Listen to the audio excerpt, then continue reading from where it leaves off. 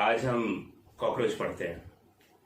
देखिए, कॉकरोच जो चैप्टर है वो छोटा सा चैप्टर है, मगर ये बड़ा इंपॉर्टेंट है क्योंकि हर साल नीट में से एक क्वेश्चन जरूर आता है। एक क्वेश्चन का मतलब 4 मार्क्स, जिसे बड़ा इंपॉर्टेंट बना देता है। ठीक है, कॉकरोच की अगर हम बात करें तो कॉकरोच जो है वर्ल्ड वाइड इन डिस्ट्रीब्यूशन है, पूरी दुनिया में पाया जाता है। ये हमारे साथ हमारा रेजिडेंट बन गया है, हमारे घरों में पाया जाता है और इसी वजह से एक सीरियस जो है पेस्ट हो गया है और एक सीरियस वेक्टर हो गया है। ये सीरियस पेस्ट है, कई सारे क्रॉप्स को, फसलों को नुकसान पहुंचाता है, खाने की चीजों को नुकसान पहुंचाता है। उसके अलावा भी कुछ चीजों को, जैसे कि आपकी लेदर की जैकेट है या लेदर के शूज हैं, उनको भी नुकसान पहुंचा सकता है ये। साथ ही साथ ये कई सारी डिजीजेस का कैरियर भी हो जाता है, क्योंकि मोस्टली हमारे किचन्स के पास आता है उनको इंस्पेक्ट करने, फूड को खाने, और जो डिजीज होती है उसे ये फैला सकता है। कॉकरोच में कई सारी कॉमन स्पीशीज हैं, जैसे एक होती है पेरिप्लेनाटा अमेरिकाना। हमारी स्टडीज पेरिप्लेनाटा अमेरिकाना पे ही बेस्ड होंगी। यहां पर जो मेल्स होते हैं उनमें जो विंग्स होता है पेरिप्लेनाटा अमेरिकाना में, that extend beyond the tip of their abdomen. वो एब्डोमेन को भी क्रॉस करके उससे बाहर चला जाता है। और फीमेल्स में भी विंग्स लॉन्ग होते हैं और वो बहुत ज्यादा बाहर नहीं जाते एब्डोमेन से। अगर हम बात करें दूसरी स्पीशीज की, तो एक स्पीशीज होती है इसमें ब्लाटा ओरिएंटालिस। ब्लाटा ओरिएंटालिस में मेल्स के wings they do not penetrate beyond the tip of their abdomen.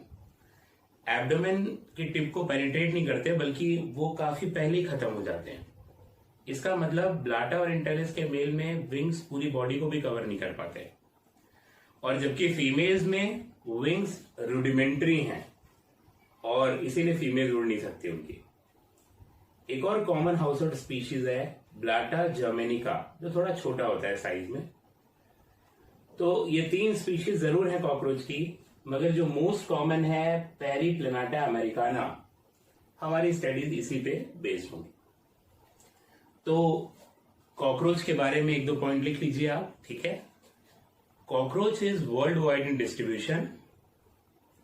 Cockroach is world wide in distribution. It is brown to black in colour. ये भूरे से लेकर काले कलर तक का हो सकता है। It is brown to black in colour. ज्यादातर हमने आपने ऐसे ही भूरे कॉकरोच देखे हैं, जिनका जो ब्राउन कलर है वो थोड़ा डार्क होता है। ऐसा ही कॉकरोच हमारे घरों में पाया जाता है। पर क्या आप जानते हैं कि कॉकरोच जो है वो ब्राइट येलो, रेड और ग्रीन भी हो सकता है। ट्रॉपिकल रीजन में ऐसे कॉकरोच रिपोर्ट किए गए हैं जो ब्राइट येलो, रेड और ग्रीन कलर के होते हैं। आप सोचिए, इतने कलरफुल कॉकरोच अगर हमारे घरों में होते तो कितना अच्छा लगता। और शायद जो हम लोग कॉकरोच से डरते हैं, बहुत सारे लोग उसको देख के डरते नहीं, क्योंकि उसकी अपीयरेंस जो होती है और जो टेंटिकल्स और हेयर्स उसकी बॉडी पे इधर उधर निकले होते हैं, उसी को देखकर कई सारे लोग उससे डरते हैं। डरने का मतलब पसंद नहीं करते, परंतु सोचिए ब्राइट येलो या रेड या ग्रीन कलर का कॉकरोच हो तो कितना सुंदर और ब्यूटीफुल लगता है हमें। ठीक है, अगर कॉकरोच की लेंथ की बात करें तो 1/4 to 3 इंचेस तक इसकी लेंथ हो सकती है। वेरिएबल है 1/4 to 3 इंचेस। एनसीईआरटी ने लिखा हुआ है 1 इंच से 3 इंच तक, 1 to 3 इंचेस, मगर और भी छोटे कॉकरोच हो सकते हैं 1/4 to 3 इंचेस तक। कॉकरोच जो है वो नॉक्टर्नल होता है। नॉक्टर्नल का मतलब मोर एक्टिव ड्यूरिंग नाइट, और वो ओमनीवोरस हो सकता है। ओमनीवोरस होता है, ओमनीवोरस का मतलब कुछ भी खा सकता है। एक्चुअली कोई भी ऑर्गेनिक फूड ये खा सकते हैं। जो किचन में लेफ्ट ओवर होते हैं फूड्स के, ये उस पर सर्वाइव कर सकते हैं। वो नहीं मिला तो ये लेदर के शूज भी आपके खा सकते हैं, लेदर की जैकेट भी खा सकते हैं। इसके अलावा अगर कॉकरोच का कोई मेंबर डाई कर जाता है तो ये सब मिलके उसे भी खा जाते हैं। तो इसका मतलब कुछ भी खा सकते हैं, और यही कारण है कि कैसी भी कंडीशन में सरवाइव कर जाते हैं, कैसी भी कंडीशन इनको मिले they are going to survive, या हमसे सर्वाइव कर जाते हैं वहां पे। मोस्टली कॉकरोच ऐसी जगहों पे आपके देखने को मिलेंगे जहां पर डार्कनेस हो, वार्मथ हो, डैम्पनेस हो और प्लेटी ऑफ ऑर्गेनिक डिब्रीज वो अवेलेबल हो। तो आप ये पॉइंट भी लिख सकते हैं, they ranges from 1/4 to 3 inches. Then आप लिखिएगा they are nocturnal and omnivorous.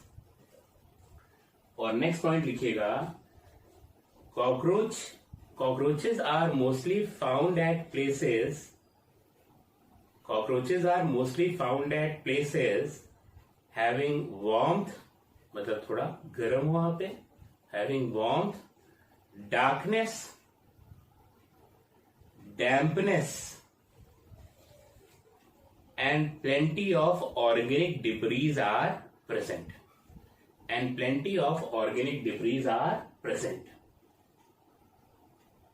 तो ये तो कॉकरोच की बात हो गई कि जहां पर अंधेरा होगा, डार्कनेस, डैम्पनेस होगी और जो है गर्म होगा थोड़ा सा और खाने के सोर्सेज होंगे, वहां ज्यादातर ही कॉकरोच पाए जाएंगे। ये पेरीप्लेनाटा अमेरिकाना हमने लिख दिया है क्योंकि हमारी स्टडीज इसी पे बेस्ड होंगी। मैं आपको बता दूं पेरीप्लेनाटा अमेरिकाना के कॉमन नेम्स भी हैं। इसे हम कहते हैं अमेरिकन कॉकरोच या शिप कॉकरोच, क्योंकि शिप में भी पाया जाता है, या बॉम्बे कैनरी, ये सब इसके नाम है। अमेरिकन कॉकरोच, शिप कॉकरोच या बॉम्बे कैनरी, ये अलग अलग नाम है इसके। अमेरिकन कॉकरोच, शिप कॉकरोच या बॉम्बे कैनरी, ये भी इसके अलग अलग नाम है कॉकरोच की अगर बात करें।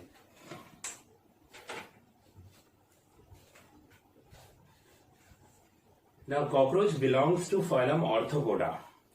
ये phylum Orthopoda को बिलोंग करता है, इसीलिए Orthopoda के जो कैरेक्टरिस्टिक फीचर्स होते हैं वो सब इसमें होते हैं। Orthopoda का एक बहुत इंपॉर्टेंट और कैरेक्टरिस्टिक फीचर है जो उसकी जो नंबर ऑफ स्पीशीज है दुनिया में सबसे ज्यादा, उसके लिए रिस्पॉन्सिबल है। और ये क्वेश्चन भी रिसेंटली AIPMT ने पूछा था कि जो कॉकरोच जो ऑर्थोपोडा है, फाइलम ऑर्थोपोडा, उसकी नंबर ऑफ स्पीशीज सबसे ज्यादा है दुनिया में, तो उसका रीजन क्या है? रीजन तो बहुत सारे हैं इसके, मगर जो सबसे इंपॉर्टेंट रीजन है वो है काइटिनस एक्सोस्केलेटन। तो ऑर्थोपोडा को बिलोंग करता है कॉकरोच। तो यहां पर सबसे पहले हम बात करते हैं इसी की, exoskeleton. Like Orthopoda, cockroach also contains chitinous exoskeleton. Their body is covered by chitinous exoskeleton. ये जो chitinous exoskeleton है वो बॉडी को प्रोटेक्ट करता है, साथ ही साथ ये वाटर लॉस को भी प्रिवेंट करता है क्योंकि it is impermeable to water और वाटर रेजिस्टेंट। तो आप लिख सकते हैं in cockroach chitinous exoskeleton is present. Chitinous exoskeleton is present, which protects the body, and also prevents water loss from the body. देखिए ऑर्थोपोडा के जस्ट पहले phylum Annelida आता है, मगर वहां पे इस तरह का कोई काइटिनस एक्सोस्केलेटन नहीं है, इसीलिए वो एनिमल्स जो है ना उनमें उतनी स्ट्रेंथ नहीं होती जितनी कि ऑर्थोपोडा के मेंबर में होती, जैसे कॉकरोच। आप याद कीजिए अर्थवॉर्म को, तो अर्थवॉर्म की बॉडी कितनी सॉफ्ट है, आसानी से मर जाता है किसी चीज से, जबकि कॉकरोच जो है वो आसानी से नहीं मरता। आप ब्रूम लेके एक बार उसे मारेंगे तो नहीं मर जाएगा, वाइपर लेके या स्लीपर या चप्पल लेके उसको मारना पड़ेगा तब जाके वो मरता है, क्योंकि उसकी बॉडी प्रोटेक्टेड होती है काइटिनस एक्सोस्केलेटन से। ये काइटिनस एक्सोस्केलेटन वाटर लॉस को प्रिवेंट करता है। यही कारण है कि इंसेक्ट ऐसी जगहों पे भी पाए जाते हैं जहां पर पानी की बहुत कमी है, क्योंकि ये अपनी बॉडी से वाटर लॉस नहीं करते, इनकी बॉडी सरफेस से वाटर लॉस नहीं होता, तो कम पानी में इनका काम चल जाता है। जो काइटिनस एक्सोस्केलेटन है ये कॉकरोच पे ऐसा नहीं होता कि पूरी बॉडी पे पूरी एक प्लेट काइटिन की ऐसे लग गई है और पूरी बॉडी ऐसे बंद हो गई है। फिर तो ये चल ही नहीं पाएगा सही से। यहां जो एक्सोस्केलेटन की प्लेट होती हैं, काइटिनस प्लेट्स, वो अलग अलग सेगमेंट पे अलग अलग प्लेट्स होती हैं। यही नहीं, जो एक सेगमेंट होता है उसका डॉर्सल साइड होता है, वेंट्रल होता है और 2 लेटरल साइड होते हैं। तो 4 जो है काइटिनस प्लेट एक सेगमेंट को कवर करती है। ये भी नहीं कि पूरा ऐसे कवर कर ले। तो जो 4 प्लेट्स होती हैं स्क्लेराइड की, जो हर सेगमेंट को कवर करती हैं काइटिनस एक्सोस्केलेटन की, उन्हें हम कहते हैं स्क्लेराइड। इसका मतलब अलग अलग सेगमेंट अलग अलग काइटिनस प्लेट से कवर होगा और उन काइटिनस प्लेट को हम कहेंगे स्क्लेराइड्स। ये हमने डिपिक्ट किया है इस फिगर में। ये हमने डॉर्सल मान लिया है, ये लेटरल मान लिया है, ये वेंट्रल मान लिया है। तो डॉर्सल का ये एक सेगमेंट है, दूसरा है तीसरा। डॉर्सल पे ये काइटिनस प्लेट है, इसे हम कह रहे हैं डॉर्सल स्क्लेराइड। अभी भी आपको बताया जो प्लेट ऑफ स्क्लेराइड है, सॉरी, जो प्लेट ऑफ काइटिनस एक्सोस्केलेटन है, that is also known as sclerite. तो डॉर्सल स्क्लेराइड जो डॉर्सल साइड की बॉडी को कवर कर रहा है, इसको हम टर्गम या टर्गाइड कहते हैं। ये लेटरल स्क्लेराइड है, इसे कहते हैं प्लूरा या प्लूराइड। ये 2 होती हैं, क्योंकि डॉर्सल तो एक होता है, वेंट्रल भी एक होता है, मगर लेटरल साइड कितनी होती है? 2, 1, 2। इसीलिए 2 प्लूरा या प्लूराइड से एक सेगमेंट कवर्ड होता है। और ये है वेंटर स्क्लेराइड, जिसे हम स्टर्नम या स्टर्नाइड कहते हैं।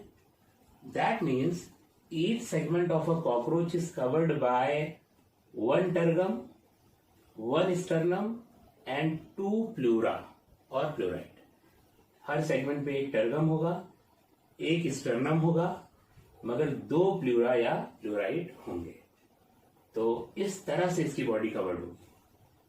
अच्छा, ये जो एडजेसेंट या नेबरिंग स्क्लेराइड्स हैं, ये आपस में जुड़े हुए भी हैं, पर ये आपस में जुड़े होते हैं फ्लेक्सिबल ऑर्थोडाइल या आर्टिकुलर मेम्ब्रेन से।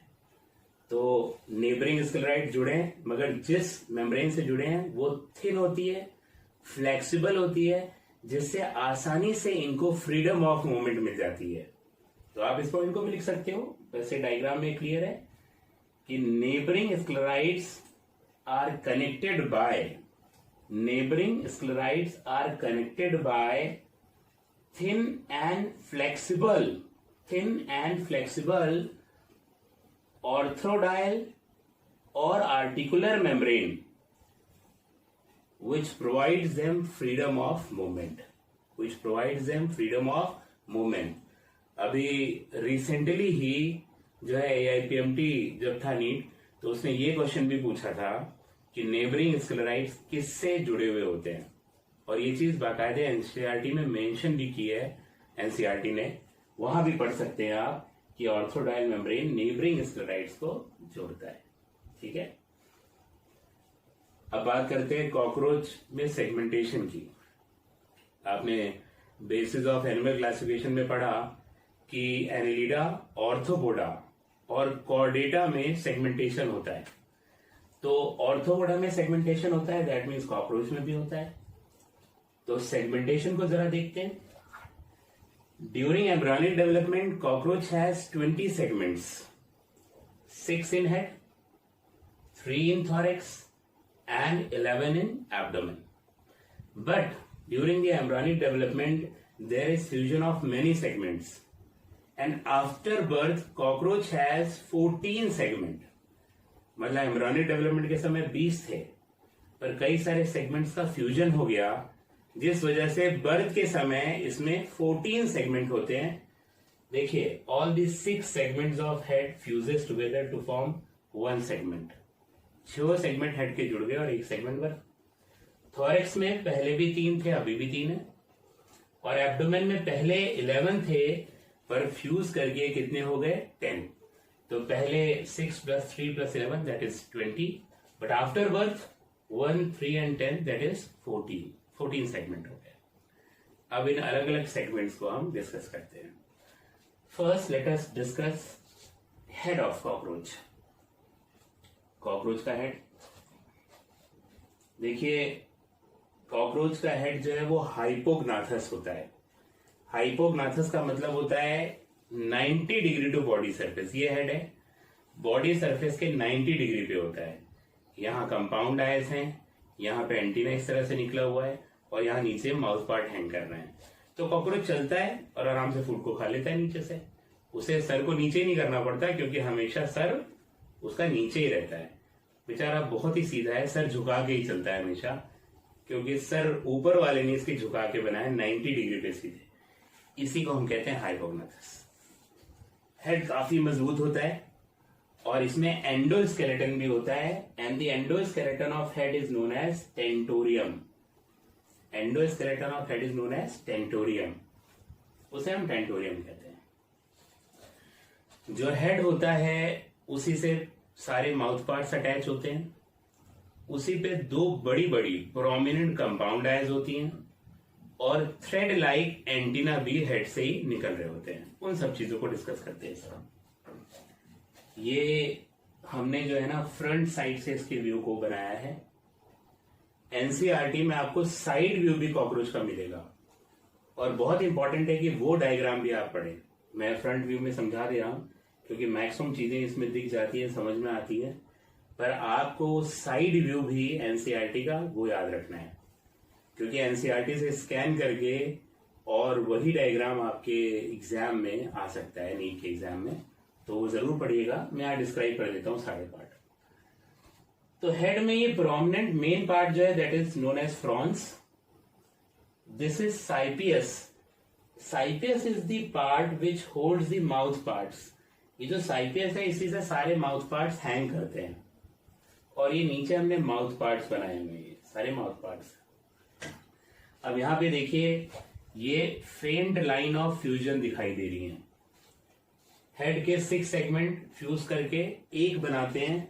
जब फ्यूजन होता है तो ये लाइंस हमें अभी भी दिखाई दे रही हैं। द लाइंस आर फेंट बट दे आर विजिबल। वही हमने यहाँ पे बनाया है। ये अलग अलग प्लेट्स हैं। पहले जो 6 प्लेट्स थी इन्हें हम कह रहे हैं इपिक्रेनियल प्लेट्स। ये इपिक्रेनियल प्लेट्स हैं। यहां आपको ओसेलर स्पॉट दिखाई दे रहा है। Ocellar spot is also known as simple eye because it can perceive light but it can not form image. ये इमेज तो नहीं बना सकती पर कुछ लाइट को ये परसीव कर सकती है। ये प्रोमिनेंट कंपाउंड आयज हैं। इनके बारे में हम और डिटेल में डिस्कस करेंगे आगे कि किस तरह की इमेज बनाती हैं, क्या स्ट्रक्चर होता है इनका। यहां एंटीना के फ्रंट में ये थ्रेड लाइक कंपाउंड आइज के फ्रंट में ये थ्रेड लाइक एंटीनास प्रेजेंट होते हैं। एंटीना क्योंकि बहुत हैवी होते हैं, भारी होते हैं, इसीलिए उनके बेस पे बेसी एंटीनल स्क्लेराइट होता है। एक थिक स्क्लेराइट होता है, उस वो बेस बनाता है और उसके ऊपर ये एंटीना निकला हुआ होता है। क्योंकि अगर ये थिक स्क्लेराइट ना हो तो एंटीना सर के अंदर ही चला जाएगा, हेड के अंदर ही पेनिट्रेट कर जाएगा, इतना हैवी होता है। इसीलिए इसको सपोर्ट करने के लिए यहाँ पे बेसी एंटीनल स्क्लेराइट है। And this is the first part of antenna, scape. ये लॉन्गेस्ट पार्ट भी होता है। Then pedicel and then फ्लैजुलम।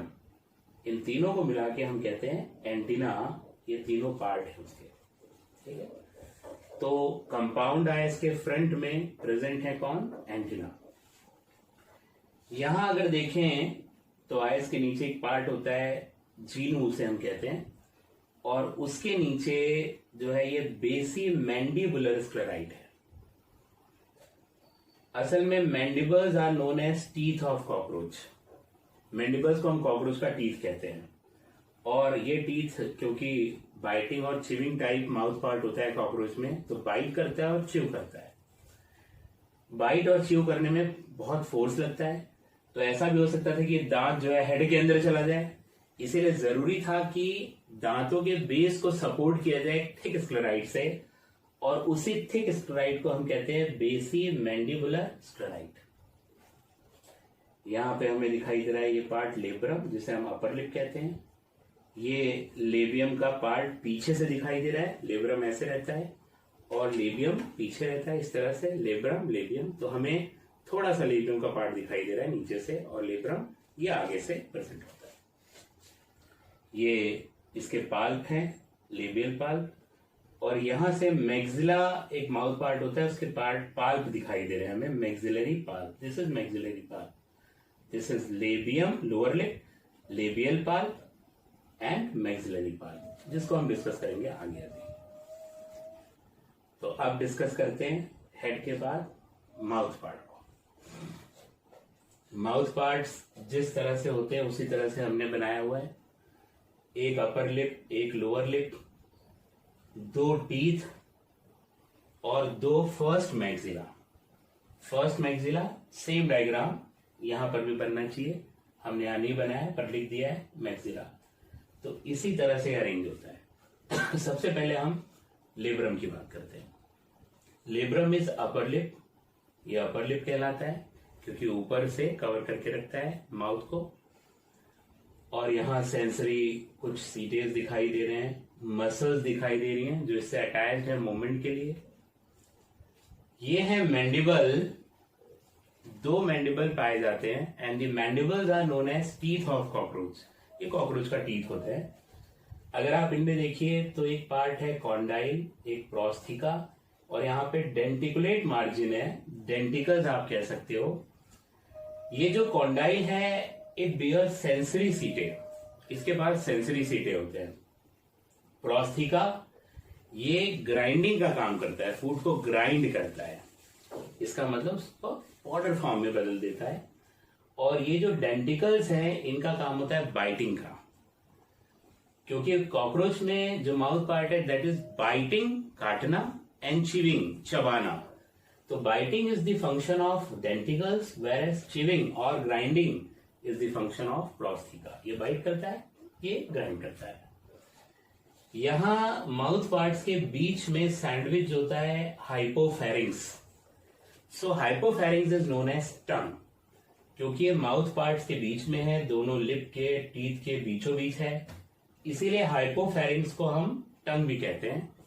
और एक और कारण है, salivary gland that opens at the base of this hypopharynx।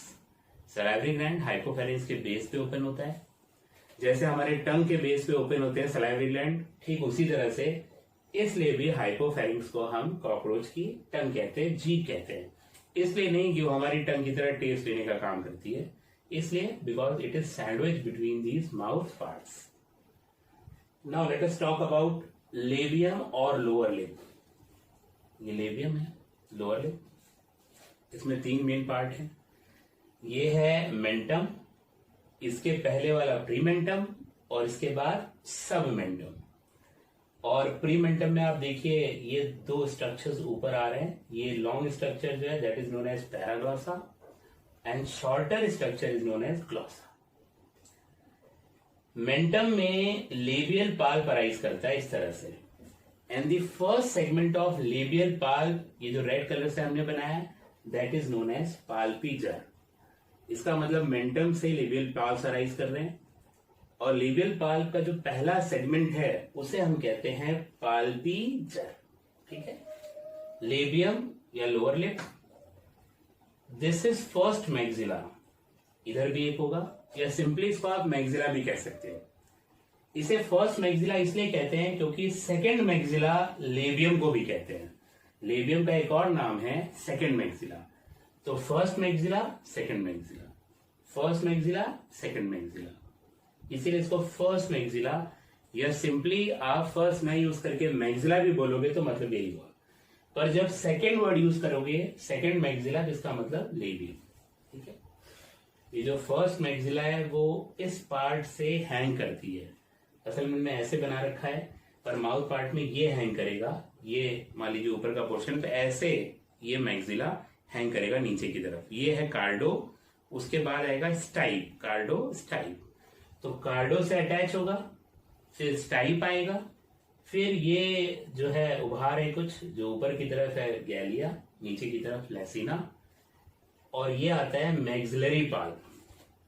Maxillary pulp का पहला पार्ट है पाल्पीफर। देखिए लेबियल पार्ट का पहला पार्ट, लेबियल पाल्प का पहला part palpiger, and the first part of maxilla, first maxilla is palpifer, palpiger, palpifer. ये पहले सेगमेंट्स हैं लेबियल और मैक्सिलरी पाल्प के। अब होता क्या है कि ये जो मैक्सिलरी पाल्प्स हैं इनमें ऑयल फैक्ट्री रिसेप्टर होता है। They can smell the food, ये फूड की स्मेल ले सकते हैं। जब इन्हें पसंद आता है तो फूड को होल्ड करते हैं और उस फूड को दे देते हैं, ट्रांसपोर्ट कर देते हैं लेबियल पाल्प्स के पास। लेबियल पाल्प्स के पास गस्टैटो रिसेप्टर होता है, इसका मतलब टेस्ट रिसेप्टर। ये उसका टेस्ट ले सकता है फूड का, तो ये टेस्ट लेता है और फाइनली उसको अंदर डाइजेस्टिव सिस्टम में ट्रांसपोर्ट कर देता है। तो ये सब मिलकर इस तरह से काम करते हैं। इसने फूड को स्मेल किया, पकड़ के ले आया ये लेबियम के पास, लेबियम ने टेस्ट लिया। टीथ जो है वो उसको बाइट करेंगे, च्यू करेंगे, बाइटिंग एंड च्यूइंग टाइप है। और हाइपोफेरिंक्स में सलाइवरी ग्लैंड का डक्ट है, तो सलाइवरी सिक्रेशन आएगा यहाँ पे for the digestion of food. ये स्टार्च का डाइजेशन करेगा सलाइवरी सिक्रेशन और फाइनली ये चला जाएगा डाइजेस्टिव सिस्टम में। हम डाइजेस्टिव सिस्टम को आगे पढ़ेंगे, तो आप ये डायग्राम जो है पूरा ड्रॉ कर लीजिए, उसके बाद हम आगे प्रोसीड करते हैं। So now let us talk about the thorax and abdomen. Thorax जो होता है कॉकरोच में, उसमें 3 सेगमेंट होते हैं। एक प्रोथोरेक्स, दूसरा मीजोथोरेक्स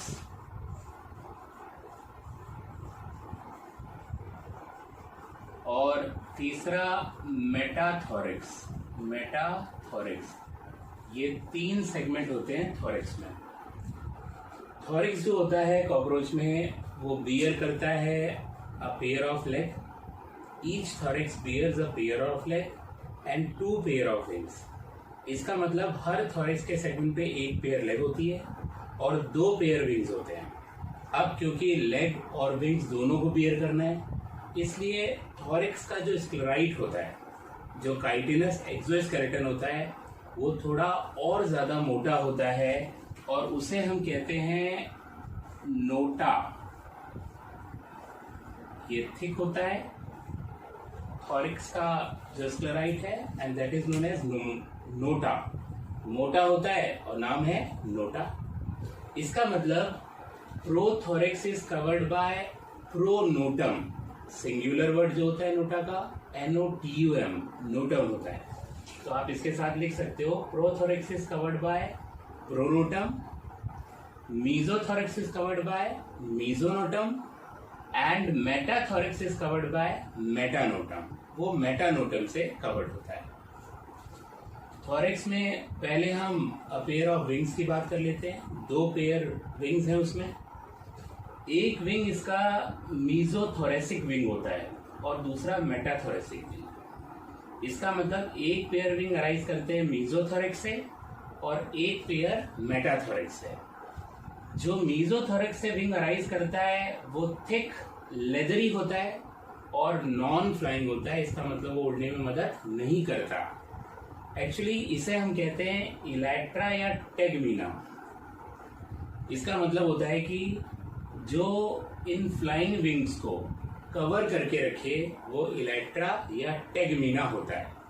तो ये क्या करते हैं, दे कवर द मेटाथोरेसिक विंग्स। पहले मेटाथोरेसिक विंग की बात कर लेते हैं, फिर सम अप करेंगे। मेटाथोरेसिक विंग जो होता है वो थिन और मेम्ब्रेनस होता है और फ्लाइंग विंग होता है। इसका मतलब उड़ने वाले पंख इसके मेटाथोरेक्स पे हैं, जबकि जिस पंख से उड़ता नहीं है वो मीजोथोरेक्स पे हैं। और जब कॉकरोच उड़ता नहीं है तब वो फ्लाइंग विंग्स को कवर करके रखता है मीजोथोरेसिक विंग से और वो प्रोटेक्ट करके रखते हैं इस विंग को, क्योंकि ये वाले विंग्स मोटे हैं, लेदरी हैं और ये मेम्ब्रेनस होते हैं, कमजोर होते हैं। तो कॉकरोच जब उड़ नहीं रहा होता है तो इन दोनों पंखों को अपने इन पंखों से, इन विंग से कवर करके रखता है। इसीलिए इनको हम इलेक्ट्रा या टेगमीना कहते हैं। एक्चुअली कॉकरोच जो है ना वो बहुत ही बैड फ्लायर है, वो बहुत ही खराब उड़ता है। वो उड़ नहीं पाता सही से। क्यों? क्योंकि कोई मैकेनिज्म तो है नहीं कि जब उड़ने लगे तो ये अपने आप हट जाएं। कोई मशीन से जुड़े नहीं कि वो ऐसे करके हट जाएं। हटते नहीं है, वही रहते हैं। जो फ्लाइंग विंग है उनके नीचे छुपा रहता है। फ्लाइंग विंग इन विंग्स को हटाता है। ये जो फ्लाइंग विंग है, इन विंग्स को, मीजोथोरेसिक विंग्स को हटाता है और हटा के उड़ने का प्रयास करता है। तो बार बार ये इन विंग्स से लड़ते रहते हैं, इसीलिए कॉकरोच बहुत ज्यादा अच्छा उड़ नहीं पाता, बल्कि उड़ने के प्रयास में वो गिर जाता है। हर बार ऐसा ही होता है। तो स्विफ्ट फ्लायर नहीं है वो। क्या कारण है स्विफ्ट फ्लायर ना होने का? ये जो मीजोथोरेसिक विंग्स हैं, वो इन विंग्स के जो मूवमेंट होते हैं उसको ये इनहिबिट करते हैं, रोकते हैं, सही से मूवमेंट नहीं हो पाता। और एक और बात, जितने भी स्विफ्ट फ्लायर्स होते हैं, बहुत अच्छे फ्लायर्स होते हैं, अच्छा उड़ने वाले इंसेक्ट होते हैं, उनमें जो उड़ने वाले विंग्स हैं ना, वो यहाँ पे होते हैं, मीजोथोरेक्स पे। जैसे कि बटरफ्लाई, हाउस फ्लाई, मॉस्किटो, इन सब में उड़ने वाले विंग्स यहाँ होते हैं। और मेटाथोरेसिक विंग बहुत छोटा सा होता है और वो वहाँ पे बैलेंसर का काम करता है, बैलेंस करता है। अगर मैं रफली बना के दिखाऊं कि मॉस्किटो या बटरफ्लाई में कैसे होता है, तो आप देखिए वहाँ पे बटरफ्लाई में ये वाला विंग उड़ने वाला होता है इस तरह से, बीच में। कहाँ पे? मीजोथोरेक्स में। बटरफ्लाई, मॉस्किटो, हाउस फ्लाई, जितना भी अच्छा उड़ते हैं इंसेक्ट, उनमें मीजोथोरेक्स का विंग जो होता है वो फ्लाइंग होता है, अच्छे से उड़ने में मदद करता है।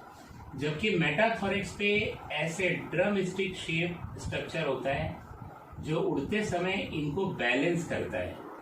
ये जो बैलेंसर होते हैं इनको कहा जाता है हॉल्टर्स, या ये बैलेंसर्स हैं। जब बटरफ्लाई, मॉस्किटो, हाउस फ्लाई उड़ते हैं तो ये वाले बैलेंस करते हैं उड़ते समय उसको।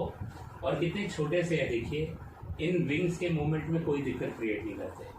इसीलिए बटरफ्लाई, हाउस फ्लाई, मॉस्किटो बहुत अच्छे उड़ते हैं। इसके अलावा कॉकरोच में आप देखिए तो उड़ने वाले पंख मीजोथोरेक्स पे नहीं है, मेटाथोरेक्स पे। मीजोथोरेक्स पे तो वो विंग्स है जो प्रोटेक्ट करते हैं उन विंग्स को। इसका मतलब कॉकरोच में विंग्स मोर और लेस प्रोटेक्शन के लिए हैं और थोड़ा बहुत उड़ने के लिए। बहुत अच्छा नहीं उड़ सकता कॉकरोच। अच्छे उड़ने की एबिलिटी वो गॉड ने दी हुई है किसको? मॉस्किटो, हाउस फ्लाई, बटरफ्लाई को। और उनके विंग का स्ट्रक्चर ऐसा होता है। ठीक है, तो ये बात हो गई मीजोथोरेसिक विंग्स की, which are thick, leathery, non flying, और मेटाथोरेसिक विंग्स की, which are thin, membranous and they are flying wings. आप इस डायग्राम को ड्रॉ कर लीजिए। अब हम बात करते हैं लेग की। जो कॉकरोच की लेग होती है उसमें 5 सेगमेंट होते हैं और हर थोरिक्स का सेगमेंट एक पेयर लेग को बियर करता है। इसका मतलब 6 लेग्स होती हैं और नीचे से जुड़ी होती हैं। दोनों तरफ की 2 विंग, 2 लेग्स जुड़ी होती हैं। तो 2, 2 और 2, ये 3 के पेयर में होती हैं। 6 लेग्स होती हैं। इसीलिए कॉकरोच जो है वो इंसेक्टा को बिलोंग करता है। इंसेक्टा का मतलब हेक्सापोडा। जितने भी इंसेक्ट हैं उनमें 6 पैर होते हैं, इसीलिए उनको कहते हैं Hexapoda. Hexa for 6, poda for legs. तो 6 लेग्स होती हैं और ये लेग का स्ट्रक्चर हमने बना रखा है। इसमें 5 सेगमेंट्स होते हैं। जो सेगमेंट इसके थोरिक्स से जुड़ता है वो है कॉक्सा। फिर ये छोटा सा सेगमेंट आता है ट्रायंगुलर, उसे कहते हैं ट्रोकैंटर। ये स्मॉलेस्ट सेगमेंट है। अगर पूछता है smallest segment of leg of cockroaches, trochanter, which is triangular in structure. Then femur, then tibia. Tibia जो है वो लॉन्गेस्ट सेगमेंट है इसके लेग का, और फिर टार्सस।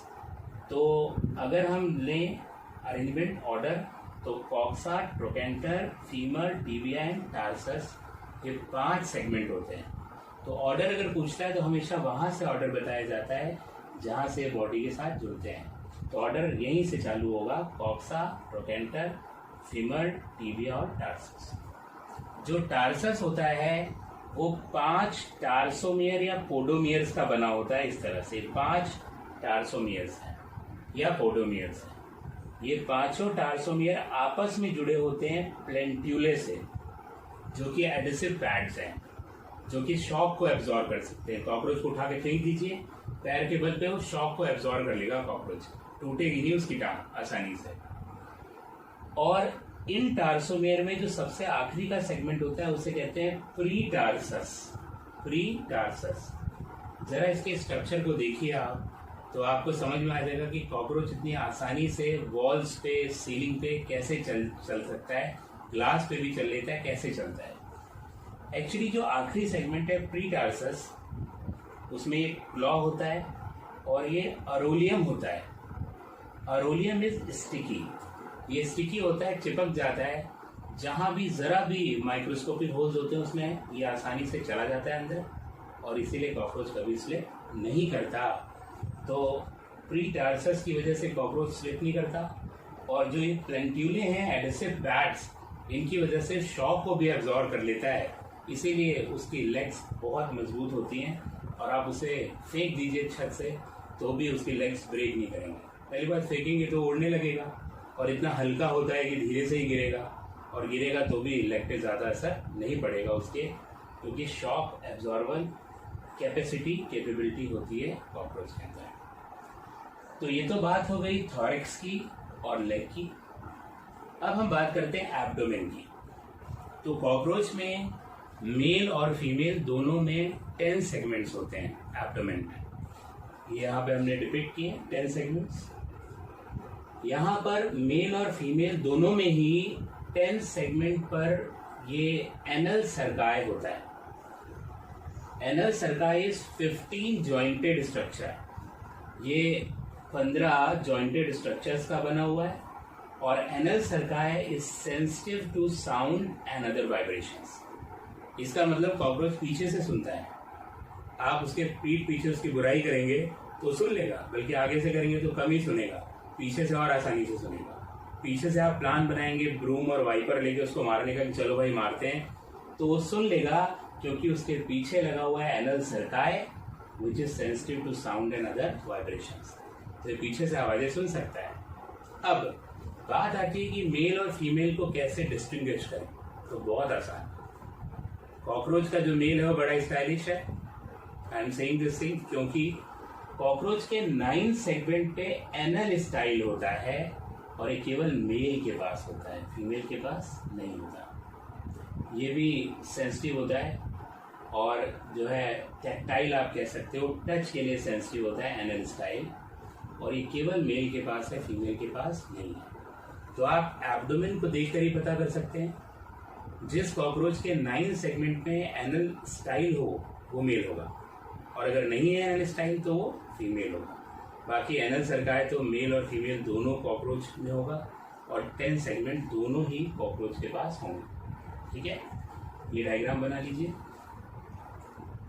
अब एक इम्पॉर्टेंट बात, जो फीमेल होती है उसमें जो स्टर्नाइट होता है 7 सेगमेंट का। स्टर्नाइट का मतलब आप जानते हैं ना, स्क्लेराइट, वेंट्रल स्क्लेराइट जो होता है उसे हम कहते हैं स्टर्नाइट, जो वेंट्रल सरफेस पे होता है।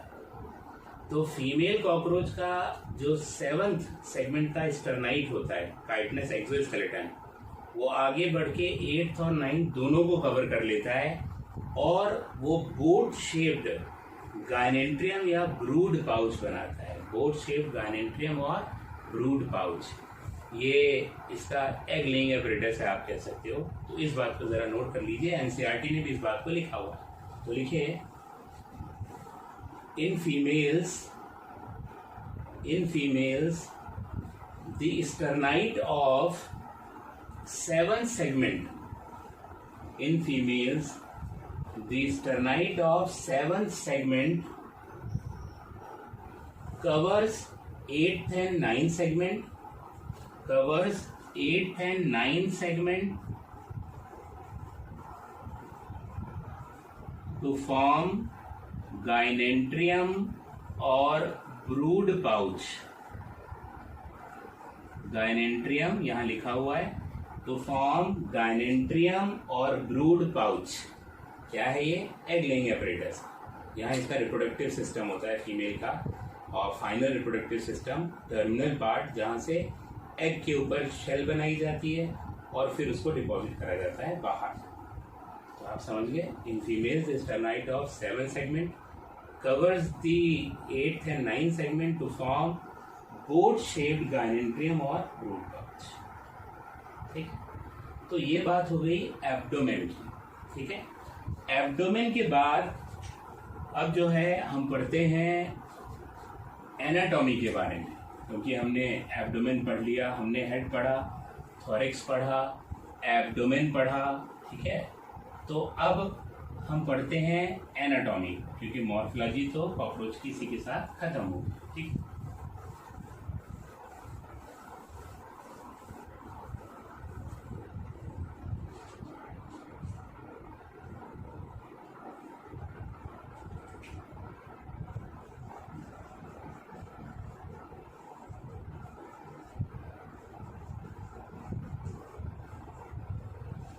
यहां जरा देखते हैं, ये हमने ड्रॉ कर रखा है कॉकरोच के डाइजेस्टिव सिस्टम को। तो डाइजेस्टिव सिस्टम में कॉकरोच के 3 पार्ट होते हैं, फोरगट, मिडगट एंड हिंडगट। जो फोरगट है उसमें 5 पार्ट होते हैं। पहला बकल कैविटी, दूसरा pharynx, then oesophagus, then crop और 5th पार्ट होता है गिजार्ड। और ये जो मिडगट होता है इसे मीजेंट्रॉन भी कहते हैं, मीजेंट्रॉन। और हिंडगट में इलियम, कोलॉन और रेक्टम होता है, ये पार्ट्स होते हैं। इसमें 3 पार्ट्स में जो डाइजेस्टिव सिस्टम है कॉकरोच का उसको हम डिवाइड कर सकते हैं, ठीक है। यहां पर अगर आप देखिए तो हमने ड्रॉ भी कर रखा है, ये कॉकरोच का बकल कैविटी है।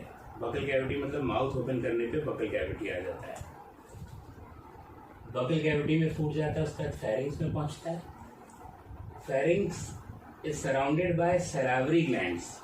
यहाँ सैलावरी ग्लैंड है जो कि स्टार्च डाइजेस्टिंग एंजाइम का सीक्रेशन करते हैं।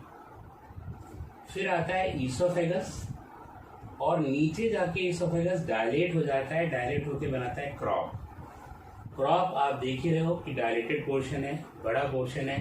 This is mainly meant for storage of food. Mainly crop में फूड का स्टोरेज होता है।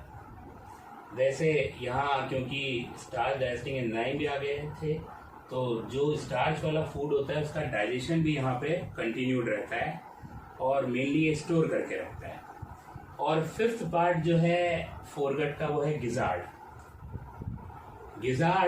में 6 क्यूटिकुलर रिंग्स होती हैं which are helpful in grinding the food. ये 6 क्यूटिकुलर रिंग्स फूड को ग्राइंड करती हैं, उसको जो है उसका पाउडर बना देती हैं एकदम पीस के। क्यों? ताकि जब फूड यहाँ नीचे जाए तो उससे कोई एब्रेशन ना हो, कोई चोट ना पहुंचे मीजेंट्रॉन या मिडगट में। इसलिए यहाँ पर गिजार्ड फूड को क्रश कर देता है, ग्राइंड कर देता है। यहाँ फोरगट एंड होता है। फोरगट और मिडगट के बॉर्डर पे एक वॉल्व होता है, उसे कहते हैं स्टोमेडियल वॉल्व।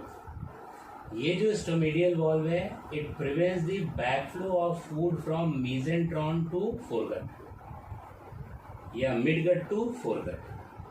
ये वॉल्व फूड को प्रिवेंट करता है मिडगट से फोरगट में जाने से। यहाँ फोरगट और मिडगट की बाउंड्री पर ही आपको 6 से 8 हेपाटिक सीके दिखाई देंगे, तो हमने ग्रीन कलर से यहाँ बनाया है। ये हेपाटिक सीके डाइजेस्टिव एंजाइम्स का सीक्रेशन करते हैं और वो डाइजेस्टिव एंजाइम यहाँ मिडगट में डाइजेशन का काम करता है। अब आते हैं हम मिडगट या मीजेंट्रॉन पे। मिडगट या मीजेंट्रॉन वो कवर्ड होती है पेरिट्रॉपिक मेम्ब्रेन से। Actually foregut is covered by chitin. जिस तरह से एक्सोस्केलेटन काइटिनस होता है वैसे ही फोरगट भी काइटिन से कवर्ड होता है पूरी तरह से, to prevent abrasion from food. Food से कोई चोट न पहुंचे, इसीलिए foregut is lined by chitin. Chitinous skeleton होता है फोरगट पे भी, ताकि कोई भी फूड से एपरेशन ना हो। मगर मीजेंट्रॉन पे पूरी काइटिन क्लियर नहीं होती, वो mixture of protein and chitin होती है, पतली होती है और वो सीक्रेट करता है गिजार्ड। उस मेम्ब्रेन को हम कहते हैं पेरिट्रॉपिक मेम्ब्रेन। तो इसका मतलब mesenteron is covered by peritrophic membrane which is secreted by gizzard, and peritropic membrane consists of chitin plus protein. ये पतली सी लेयर होती है, फूड के एब्रेशन से तो बचाती ही है मीसेंट्रॉन को, साथ ही साथ it is permeable to digested food. ये इसकी खासियत है कि ये पेरिट्रोपिक मेम्ब्रेन डाइजेस्टेड फूड के लिए और एंजाइम्स के लिए परमिएबल होती है, इसीलिए फूड जो यहाँ डाइजेस्ट होता है उसका एब्जॉर्प्शन भी यहाँ पर आसानी से हो पाता है। मिडगट के बाद आता है हिंडगट। मिडगट और हिंडगट की लाइनिंग पे 100 to 150 मालफिजियन टिब्यूल्स हैं, 100 से 150 मालफिजियन टिब्यूल्स हैं। ये ब्लाइंड टिब्यूल्स होते हैं। ब्लाइंड टिब्यूल्स का मतलब यहाँ अंदर की तरफ खुलते हैं पर बाहर की तरफ ये क्लोज होते हैं, और इनका काम होता है एक्सक्रीशन, जो हम आगे आपको बताएंगे। ये हिंडगट है which is somewhat broader then the midgut, उससे थोड़ा ब्रॉड होता है, डायग्राम में उतना ब्रॉड नहीं दिख रहा, थोड़ा ज्यादा इसका डायमीटर होता है। ये बना होता है इलियम, कोलॉन और रेक्टम का। रेक्टम लास्ट पार्ट है इसका। रेक्टम के पास 6 पैपिले होते हैं, 6 रेक्टल पैपिले होते हैं, यहाँ 6 लिख देते हैं, 6 रेक्टल पैपिले, जिनका काम होता है absorption of water and ions. क्योंकि ज़्यादातर इंसेक्ट ऐसी जगहों पे रहते हैं इंक्लूडिंग कॉकरोच जहाँ पानी की कमी होती है, तो ये बाहर जाते हुए वेस्ट मटेरियल से वाटर का एब्जॉर्प्शन कर लेता है और उन आयंस का भी एब्जॉर्प्शन कर लेता है जिस आयंस की बॉडी को ज़रूरत होती है। ठीक है, तो this was all about the digestive system of cockroach. एक और बात ध्यान रखिए, पहले बता चुके हैं, कॉकरोच का फूड क्या होता है? ऑलमोस्ट सब कुछ होता है, क्योंकि कॉकरोच ओमनीवोरस है, वो सब कुछ डाइजेस्ट कर सकता है। सब कुछ का मतलब सब कुछ नहीं कि सेल्यूलोज भी डाइजेस्ट कर ले रहा है, सब कुछ का मतलब ऑलमोस्ट वो सब चीज़ें वो डाइजेस्ट कर लेता है जो हम कर सकते हैं। इसका मतलब कॉकरोच के पास वो सारे डाइजेस्टिव एंजाइम हैं जो कार्बोहाइड्रेट, प्रोटीन, फैट्स, इन सभी का डाइजेशन कर सकते हैं। ठीक है, तो ये बात हो गई इसके डाइजेस्टिव सिस्टम की। अब हम बात कर लेते हैं रेस्पिरेटरी सिस्टम ऑफ कॉकरोच, उसकी बात करते हैं। ठीक है,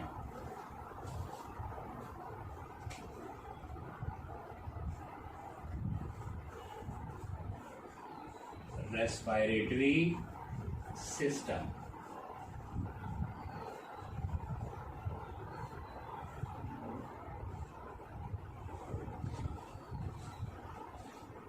देखिए, कॉकरोच जो होता है वो ऑर्थोपोडा को बिलोंग करता है, और ऑर्थोपोडा में ओपन सर्कुलेटरी सिस्टम भी होता है जो आगे हम डिस्कस करेंगे। तो कॉकरोच में जो रेस्पिरेशन है, रेस्पिरेटरी गैसेस हैं, वो ब्लड के थ्रू ट्रांसपोर्ट नहीं होती है। जैसे हमारे में ब्लड जो होता है वो ऑक्सीजन कैरी करता है, मैक्सिमम जो है वही कैरी करता है, कुछ ब्लड में डिजॉल्व होती है, 3% dissolve in plasma and 97% in combination with haemoglobin. इसका मतलब हमारे में रेस्पिरेशन में हेल्प करने वाला हमारा सर्कुलेटरी सिस्टम है, हमारा ब्लड है। बिना हीमोग्लोबिन के ऑक्सीजन का ट्रांसफर पॉसिबल ही नहीं, मगर कॉकरोच में ऐसा कोई पिगमेंट नहीं होता। ये ब्लड जो है वो कॉकरोच में स्टेशनरी मीडियम की तरह एक्ट करता है और गैसेस ट्रांसपोर्ट में कोई हेल्प नहीं करता। ये बात मेरे ख्याल से क्लियर हो गया कि कॉकरोच में जो गैसेस का ट्रांसफर है वो ब्लड के थ्रू नहीं होता, केवल न्यूट्रिशन का ट्रांसपोर्ट ब्लड के थ्रू होता है। रेस्पिरेटरी गैसेस का एक्सचेंज ब्लड के थ्रू नहीं होता। इसका मतलब ब्लड यहाँ पे स्टेशनरी मीडियम की तरह एक्ट करता है for the transport of gases. वो अपनी जगह पे रहता है, वो ले जाके पहुंचाता नहीं गैसेस को। हाँ, गैसेस उसमें से ट्रेवल करके जा सकती हैं, मगर वो अपनी जगह पे रहेगा, वो इधर उधर कहीं जाएगा नहीं। और क्योंकि ब्लड की जरूरत नहीं है ट्रांसपोर्ट के लिए, इसीलिए कोई रेस्पिरेटरी पिगमेंट नहीं होता कॉकरोच के ब्लड में। जैसे हमारे में हीमोग्लोबिन है जिससे हमारा ब्लड का कलर रेड होता है, कॉकरोच में ऐसा कोई पिगमेंट नहीं है, इसीलिए उसका ब्लड कलरलेस होता है। तो इन सारी बातों को समराइज करके एक लाइन में लिख लेते हैं, फिर आगे हम डिस्कस करेंगे। लिखिए जरा, blood act as stationary medium blood act as stationary medium for the transport of gases. Blood act as stationary medium for the transport of gases. For the transport of gases. आगे लिखिए, इन cockroach respiration occurs, इन cockroach respiration occurs through trachea. Cockroach में या सारे insects में आप कह लीजिए respiration trachea से होता है. ये ट्रैकिया ऐसे ट्यूब्स हैं जिससे डायरेक्ट ऑक्सीजन बॉडी के सेल्स और टिश्यूज को मिलती है और डायरेक्ट CO2 बाहर आ जाती है. वो किसी ब्लड में जाके मिक्स नहीं होती, उसकी जरूरत नहीं पड़ती. अब ये ट्रैकिया होता क्या है वो देखते हैं. जो ट्रैकियल सिस्टम है ये 6 बड़ी लॉन्गिट्यूडनल ट्यूब्स का बना होता है. लॉन्गिट्यूडनल ट्यूब्स का बना होता है. इसमें से 2 जो ट्यूब्स हैं, 2 लॉन्गिट्यूडनल ट्यूब्स वो डॉर्सल होती हैं, 2 लेटरल और 2 वेंट्रल. इसका मतलब कॉकरोच अगर हम देखें कि ये कॉकरोच की बॉडी है तो इसमें 2 ट्यूब्स डॉर्सल, 2 लेटरल और 2 वेंट्रल ऐसे पूरी बॉडी में फैली होती है. 6 लॉन्गिट्यूडनल ट्यूब्स हैं. And these tubes are connected together by commissures. ये छोटी छोटी ट्यूब से कनेक्टेड होती हैं. पूरी बॉडी में बड़ी और छोटी ट्यूब का नेटवर्क होता है. हर जगह तक ये ट्यूब पहुंची होती हैं. इसीलिए इनकी इन ट्यूब्स के थ्रू गैसेस हर सेल्स और टिश्यूज को डिलीवर होती हैं. ये जो है इसको हमने क्या कहा, ट्रांसवर्स कमीशॉर्स. कमीशॉर्स. तो आप इस बात को लिख लीजिए. Trachea consists of 6 longitudinal tubes. Trachea consists of 6 longitudinal tubes, 2 dorsal, 2 lateral, and 2 ventral. Full stop. These tubes are connected by transverse commissures. Transverse commissures. इन ट्यूब में एयर आती है. अब प्रश्न ये उठता है कि कैसे एयर आती है. एयर आने के लिए ओपनिंग होनी चाहिए और वो होती है. एयर एंटर करती है इन ट्यूब्स में 10 pair of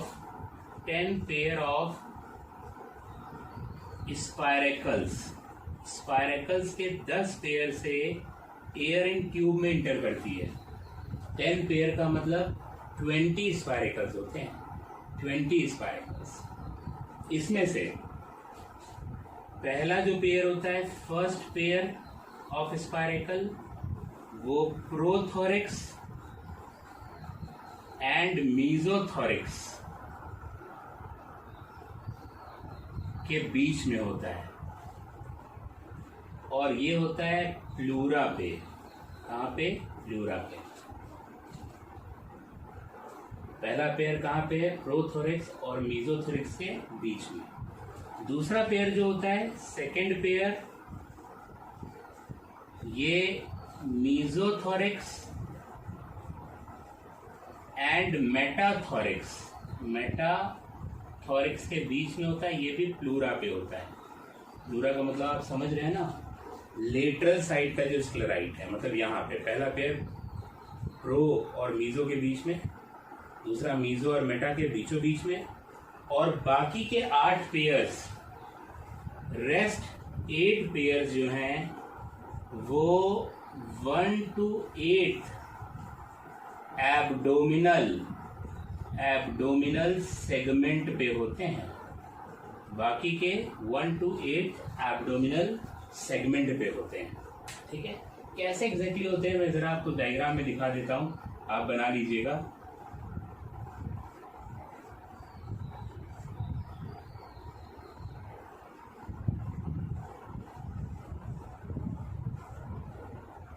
say this one is prothorax, mesothorax, metathorax, और ये इनके लेटरल साइड हैं which are covered by sclerite known as pleura, covered by sclerite known as pleura. ये लेटरल साइड है, ठीक है। ये प्रोथोरेक्स, ये मीजोथोरेक्स, ये मेटाथोरेक्स, ठीक है। और इसके बाद ये एब्डोमिनल सेगमेंट है, आप कह लो ये AB1, एब्डोमिनल सेगमेंट 1, 2, 3, 4, 5, 6, 7 एंड 8। ये एब्डोमिनल सेगमेंट 1, एब्डोमिनल सेगमेंट 2, 3, 4, 5, 6, 7 और 8। तो स्पाइरेकल कैसे होते हैं? पहला प्रो और मीजोथोरेक्स के बीच में ये फर्स्ट पेयर है स्पाइरेकल का, फर्स्ट पेयर, और देखिए किस पे है, प्लूरा पे। ये मीजो और मेटा के बीच में सेकंड पेयर, और ये भी प्लूरा पे। उसके बाद 8 एब्डोमिनल सेगमेंट पे है, मगर पहला यहां पे होता है। ये देखिए फर्स्ट एब्डोमिनल सेगमेंट में थर्ड पेयर है, और ये असल में टर्गम पे होता है। यही अलग होता है। सारे के सारे जितने भी सेगमेंटेड 10 पेयर स्पाइरेकल्स हैं, उनमें से 9 पेयर तो प्लूरा पे होते हैं। 9 पेयर कहाँ होते हैं? प्लूरा पे। केवल एक पेयर स्पाइरेकल का जो कि फर्स्ट एब्डोमिनल सेगमेंट वाला होता है वो टर्गम पे होता है, मतलब डॉर्सल साइड चला जाता है। बाकी सब रिस्पेक्टिव एब्डोमिनल सेगमेंट पे हैं, उनके प्लूराइड पे 1, 2, 3, 4, 5, 6 और 7। 1, 2, 3, 4, 5, 6 और 7, ये सब के सब किस पे हैं? प्लूरा पे। तो these are the arrangement of spiracle, this is the arrangement of spiracles. इस तरह से स्पाइरेकल अरेंज होते हैं। मेरी ख्याल से बात क्लियर होगी। इसे ड्रॉ कर लीजिए। फिर हम मैकेनिज्म देखते हैं ब्रीदिंग का कैसे, उसके हमें ट्रैकिया का एक डायग्राम बनाना होगा।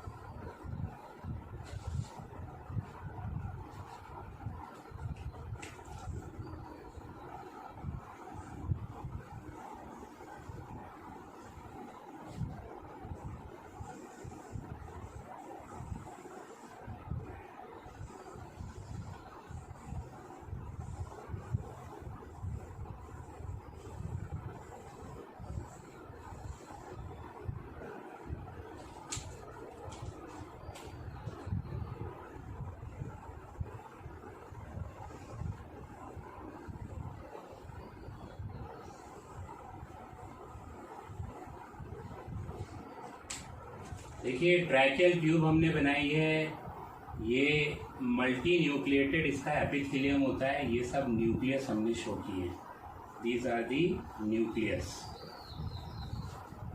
और इसके अंदर भरा हुआ ये साइटोप्लाज्म। ये ट्रैकियल ट्यूब का जो एपिथेलियम है वो सिंकाइटियल, सिंकाइटियल का मतलब मल्टी न्यूक्लिएटेड, बहुत सारे न्यूक्लियस हैं, और इसमें साइटोप्लाज्म भी भरा हुआ है। अब ये ट्रैकियल ट्यूब जो है वो कवर्ड होती है काइटिनस रिंग से। ये देखिए ट्यूब में काइटिनस रिंग उसकी कवरिंग बना रहे हैं। जिस तरह से हमारे ट्रैकिया में रिंग्स होती हैं कार्टिलेज की, वैसे यहाँ पर काइटिनस रिंग्स हैं। These chitinous rings prevent collapse of tracheal tube। ये जो ट्रैकिया की ट्यूब है उसमें काइटिनस रिंग प्रेजेंट रहती हैं। ये इसलिए होती हैं ताकि जब ट्रैकिया में एयर ना हो तब भी ये ट्यूब कोलैप्स ना करे, ये चिपक ना जाए, क्योंकि एक बार चिपक गई तो फिर से नहीं खुल पाएगी। ये जो है दिस इज द स्पाइरेकल, ये स्पायरेकल है जिससे एयर अंदर जाती है, इस जगह से एयर इंटर करती है स्पायरेकल से, यहां से एयर अंदर जा रही है। This one is स्पायरेकल।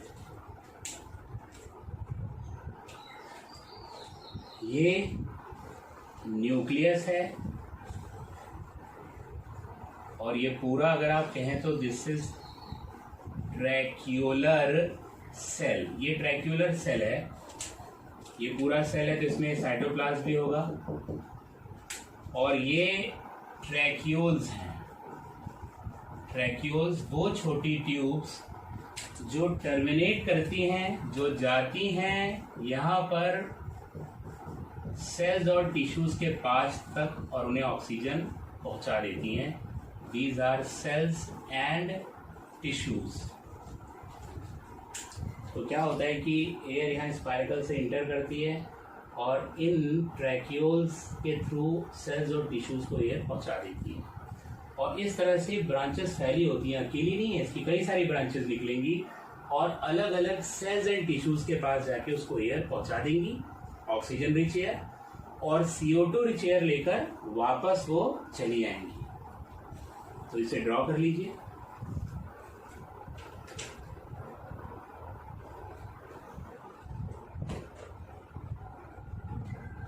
अब देखिए, कॉकरोच दो तरह से रेस्पिरेशन करता है। एक कब जब वो रेस्ट पे होता है तब उसकी ऑक्सीजन रिक्वायरमेंट बहुत कम होती है, और दूसरा तब जब हम आप उसके पीछे ब्रूम और वाइपर लेके पड़ जाते हैं, कुछ लोग चप्पल लेके भी पड़ जाते हैं, तब कॉकरोच को भागना पड़ता है और तब उसकी ऑक्सीजन रिक्वायरमेंट बहुत ज़्यादा होती है। दोनों बातों को डिस्कस करते हैं। तो सबसे पहले अगर हम बात करें when cockroach is at rest, जब वो रेस्ट पे होता है तो क्या होता है, पहले समझ लेते हैं फिर लिखेंगे। क्या है, जब कॉकरोच रेस्ट पे होता है तो ये जो ट्रैकियल ट्यूब है इसके अंदर ट्रैक्यूलर फ्लूइड भरा हुआ होता है, ये फिल्ड फ्लूइड भरा हुआ है। यहाँ सेल्स और टिश्यूज लगातार ऑक्सीजन यूज कर रही हैं, इसलिए partial pressure of O2 cells और टिश्यूज का क्या होता है, कम, जबकि partial pressure of O2 in atmosphere वो ज्यादा है। एटमॉस्फेयर में पार्शियल प्रेशर ज्यादा है, यहाँ पे कम। इस वजह से आप जानते हैं नियम को कि gases moves from there high partial pressure to low partial pressure. तो ये ऑक्सीजन, क्योंकि इसका पार्शियल प्रेशर एटमॉस्फेयर में ज्यादा है, ट्रैक्यूलर फ्लूइड में घुल जाती है और यहां से सेल्स और टिश्यूज को मिल जाती है। तो बार बार यहां से ऑक्सीजन मिल रही है और यहां से आ रही है, तो पूरा इस तरह से ये सिस्टम बन जाता है। गैस यहां से घुलती है और धीमे धीमे सेल्स और टिश्यूज को मिल जाती है। मगर ये जो तरीका है ट्रांसपोर्ट का, दैट इज स्लो। ये बहुत स्लो है, बहुत धीरे धीरे मिक्स हो रही है, धीरे धीरे जा रही है, मगर उससे कोई फर्क नहीं पड़ता, क्योंकि कॉकरोच जब रेस्ट पर है तो उसको ऑक्सीजन की ज्यादा जरूरत है ही नहीं। तो इस बात को जरूर लिखिए, when cockroach is at rest.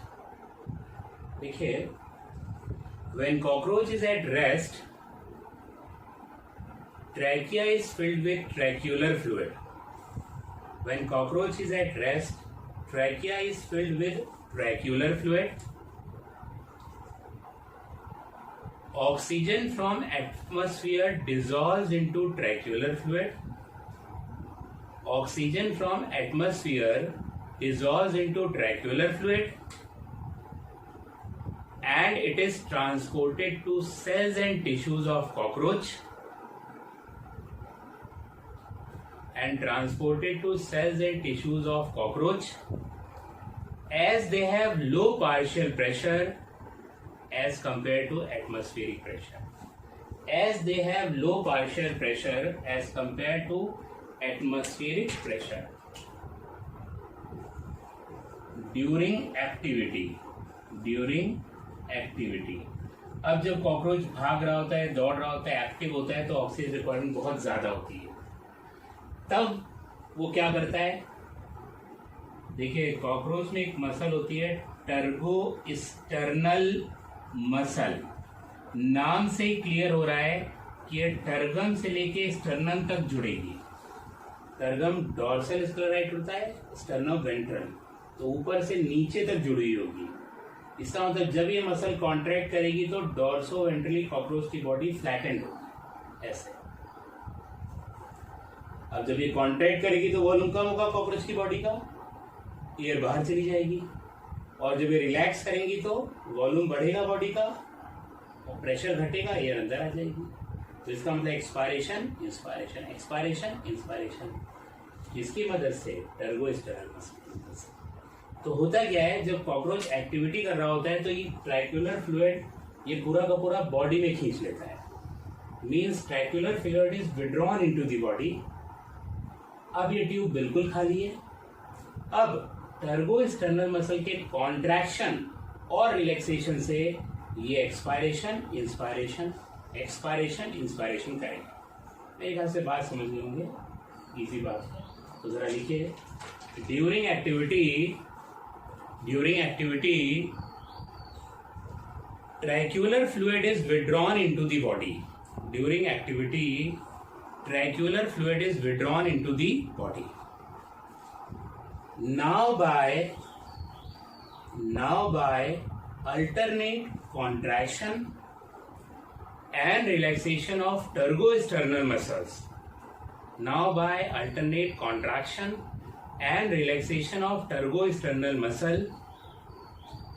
Contraction से क्या होगा? एक्सपायरेशन। रिलैक्सेशन से क्या होगा? इंस्पायरेशन।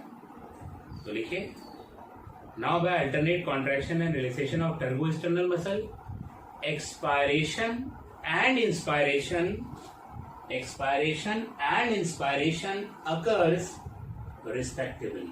occurs respectively। ठीक है, तो आज हम रेस्पिरेटरी सिस्टम ऑफ कॉकरोच तक ही पढ़ेंगे। नेक्स्ट लेक्चर में मैं आपको पढ़ाऊंगा circulatory system of cockroach, excretory system, nervous system, eyes जो कंपाउंड आईज हैं, और उसके बाद रिप्रोडक्टिव सिस्टम ऑफ कॉकरोच। मतलब इतनी चीज हमारी बचती है, अब उसको हम नेक्स्ट लेक्चर में कंटिन्यू करेंगे। आज के लिए इतना ही, ठीक है? Okay, till then take care, thank you very much.